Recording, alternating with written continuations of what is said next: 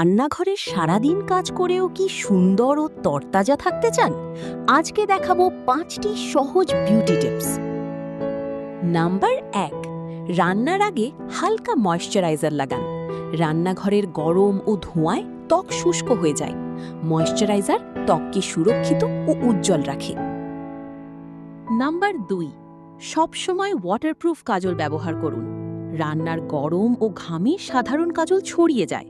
Waterproof কাজল সারা দিন চোখকে সুন্দর রাখে। নাম্বার 3, রান্নার আগে চুল সুন্দরভাবে বেঁধে নিন। খোলা চুলে রান্না করলে অস্বস্তি হয় এবং চুলের ক্ষতি হয়। সুন্দর করে বাঁধলে দেখতেও ভালো লাগে। নাম্বার 4, হালকা টিন্টেড লিপ বাম লাগান।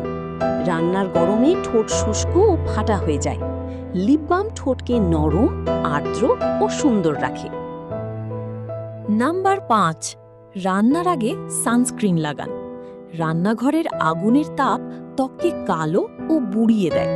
সানস্ক্রিন ত্বককে রক্ষা করে, তারুণ্য ধরে রাখে।